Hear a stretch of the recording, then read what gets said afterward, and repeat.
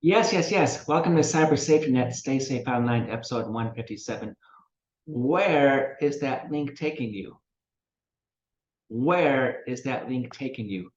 My name is Anthony Germanos. I will be the presenter today. And let me start by saying that I'm using an example from Secure World, and I love the people at Secure World. I hope that love continues even after I use one of their links in the example for this video. Now let me switch over to the PowerPoint.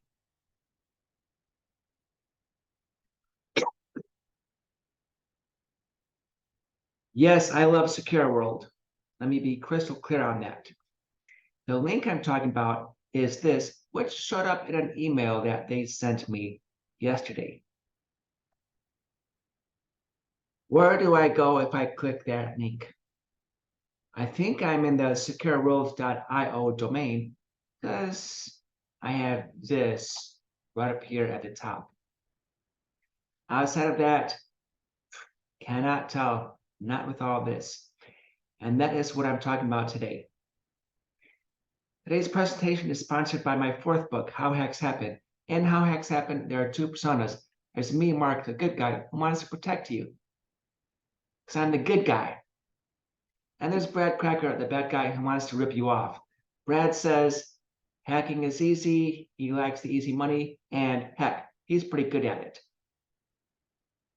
Back in episode 102, I introduced the CIA triad, or the confidentiality, integrity, availability triad. Since I'm talking about this long obfuscated link from Secure World, I think we're in the integrity domain today.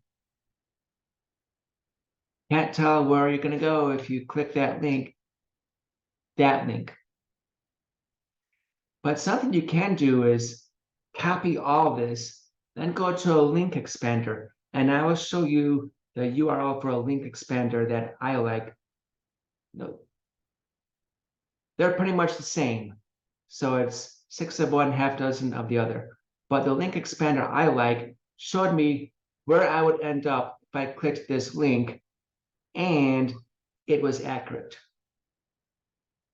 I copied and pasted this to linkexpander.com's webpage, and linkexpander.com told me that I would go to secureworld.io /industry-news San Bernardino ransom sheriff, etc., etc. So it's a lot easier to figure out where I'd end up if I click this than if I click this. Let's go one step further, because the people who are running that newsletter added all this tracking information. They have a campaign, industry news, and all this other info. I do not need it. As a website visitor, I do not need it. But the people who run the website, or the people who are running this campaign in their newsletters, are adding this tracking info so they can track how effective the newsletters are, who is opening the newsletters, who is clicking links, and who is not. What I did, and what you can do too, is copy this link into Notepad. Then purge everything you don't need. And as a viewer, everything you don't need starts with the question mark here. See, this is what I need. Not only does it tell me where I would end up, but it gives me a good idea of what the content is.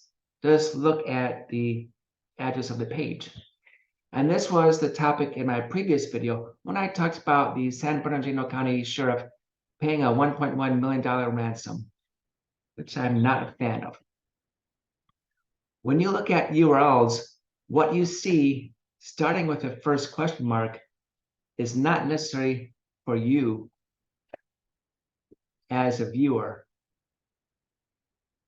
You don't have to click the entire link. Just copy and paste it in a notepad. Then take out what you don't want, starting with the first question mark. Then copy that again, go back to your web browser. I use Google Chrome usually. Paste that into the Google Chrome address bar and hit enter, and you'll end up at the web page you want without sending all the tracking info back to the newsletter or the website publisher. You know what? I'm done. I know your time is valuable. I know there are other places you could have been, but you chose to be here to listen to me, Mark Anthony Germanos, tell you that you can truncate your links so you don't send your information back to the newsletter or website publisher. That helps to keep your information secure. Thank you, everybody, for watching.